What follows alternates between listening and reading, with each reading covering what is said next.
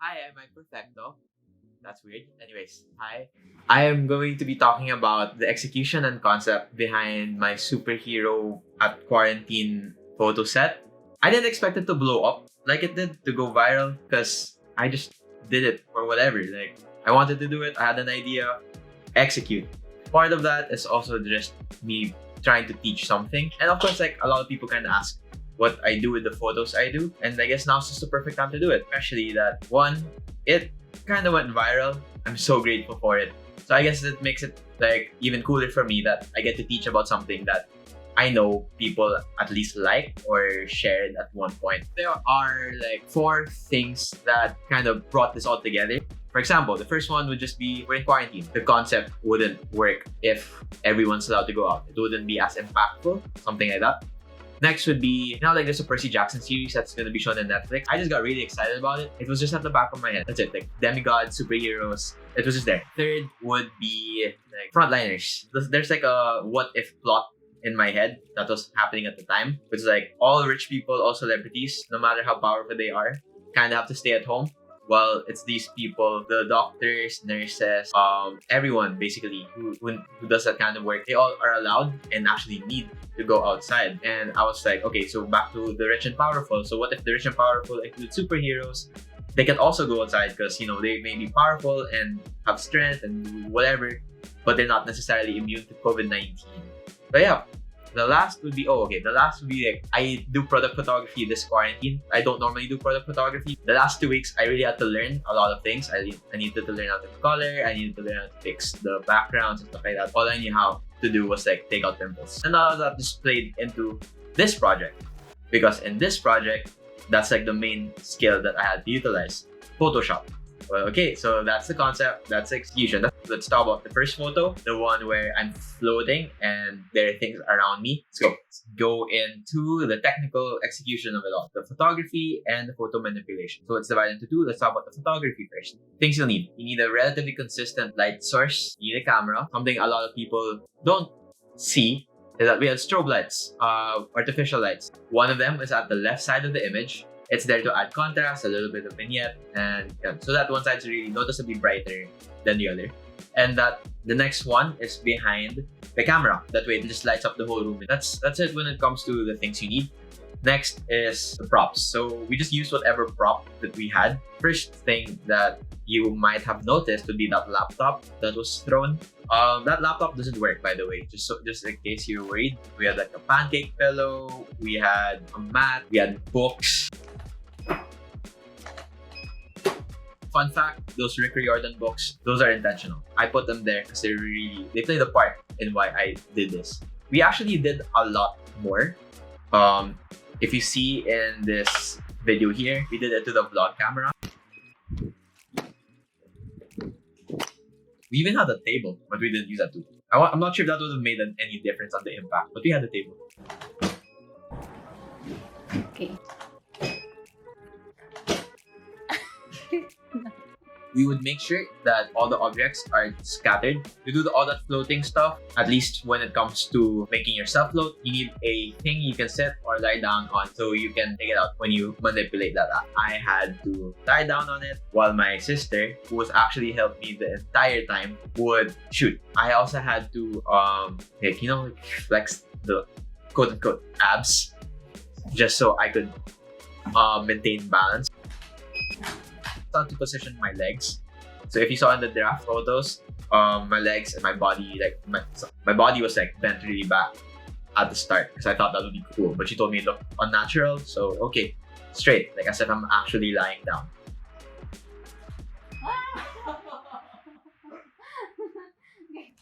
One last.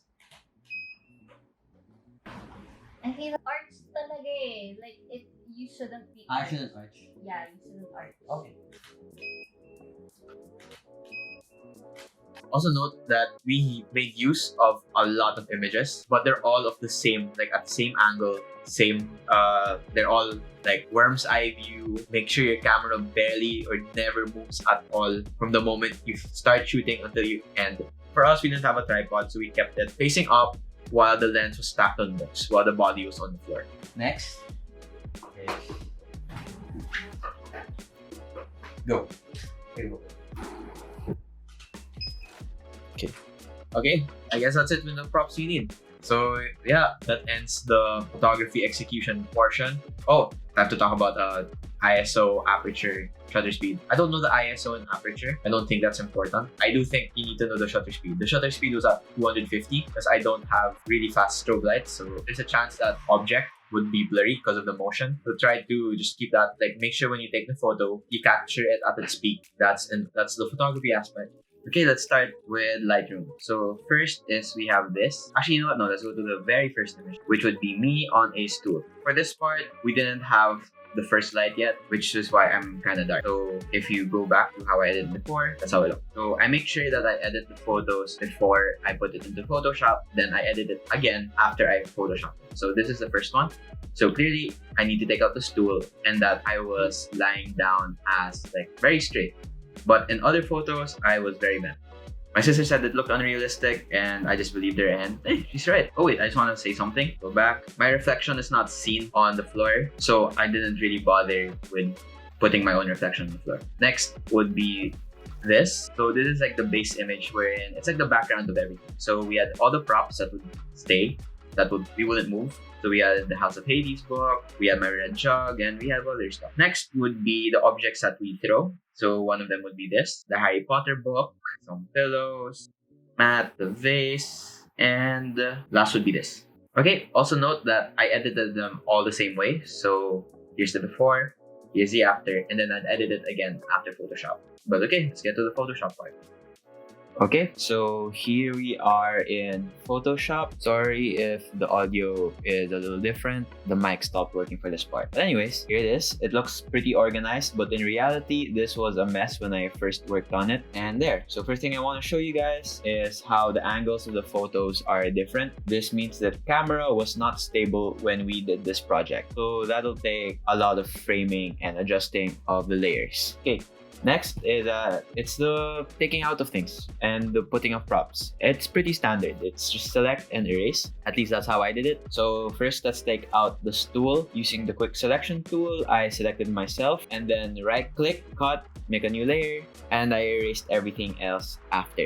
So I just made sure that my background layer is still like the main background. Next would be the props. This part is easy also. It's just really tedious. You just choose a photo with a prop, select it, then cut and make a new layer. So it works the same way as how you selected me and erased everything. So just do this repeatedly until you're content with it. Right now, I'm just going to show you guys the laptop and the Harry Potter books, but essentially it works like this for everything else. This Photoshop part isn't technically difficult. It's just a lot of effort. That's it. Sorry, we didn't talk about how I edited all the props, but they are all the same process wherein I just create a line, select it, or select the object and erase everything else. Okay, now that we're here, this is how it looks like. And this is how it looks like after post-processing. Okay, now the importance of why I edited the photo beforehand, before I put it into Photoshop, is because if I edited, let's say, that edit, if I gave it that look to a photo that's fresh, it would look like this. It's a little more dull and gray and desaturated, which I didn't really want. Like, I still wanted it to be relatively bright and relatively realistic. Note, I say relatively because I know it's not realistic at all. First things first would be cropping. So composition-wise, I did not want to use the entire frame, as you can see here. It just felt a little too big. This part was too empty. I compressed it, a little bit of rule of thirds, so I am over here. Next thing is compositionally. The reason why I made it all like this is just that there's enough objects everywhere. So now that I cropped it, this part doesn't seem so empty. This part is a little bit too crowded. I wish I made this part a little more crowded, but it's okay. Like, I still love the image as it is. And now let's go to the settings. How it looked like before. One, it's a little too pink for me. There's too much brightness in it. My face is red. I'm not sure if you see it. Yeah, so I wanted to desaturate everything and also dull everything. What do I do first? Lower contrast, zero highlights, zero whites, up shadows, up black, lessen the texture, and up the clarity. So for this part, the texture and clarity, it's okay. You can do whatever you want. It was important for me to lower the highlights and the whites and to reduce contrast. Next most important thing would be here, split tones. So if I take out all the split toning, it looks like this. Now I understand that it may actually look really good or decent already without it, but I think that kind of applies to all photos. If the photo's pretty good already, no matter how you edit it, it would still be pretty good. So it's now just up to my style and my preference and the situation I wanted the photo to be. So let's go back. I wanted it more gray, I wanted it more dull. And also, one thing I do when I edit is that I always desaturate the reds. See the difference that it makes? I don't want that pop of color. Then yeah, those are the most important things. There's a usual S-curve. I think the most important part of the S-curve is just raising the shadows by just a bit. So there. Did not touch the vibrance. Did not touch anything else. This is the entire image together. Now let's discuss its flaws. So that way if you guys want to pull it off, you can avoid these mistakes. One, if you plan to use lights, this is a flaw for me. It's too bright here because this is where the light came from. I should have fixed that, but I think I was a little too lazy to. Next would be this. That's in the original post. Last would be I would add more objects here and I wouldn't go so back because when you shoot through a wide lens, objects exponentially change their size the farther you are or the nearer you are. And that's it. Thank you to everyone who liked and shared and basically just supported my work through everything that's happened so far. I'm really overwhelmed by it. I did not expect it at all, honestly. I really like what I did and I'm proud of it. That's me as an artist. But to get the response like that, that's just crazy. I don't know. And aside from that, I would also like to thank all the frontliners and all the people who work to keep us safe because none of this would ever be possible. No video or photo or even just normal work would ever be there if people weren't at home safe. If people didn't take care of us from the outside. And yeah, that's it. Don't forget to like and subscribe. Not sure if I'll really be continuously posting content or vlogging, but if ever you guys have anything in mind, sure, just comment down below. And yeah, thank you guys. Stay tuned for the next vid. 3, 2, 1. One more.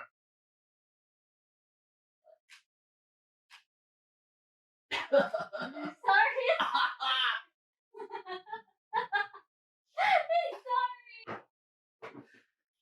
Good. That's good footage. That's good footage.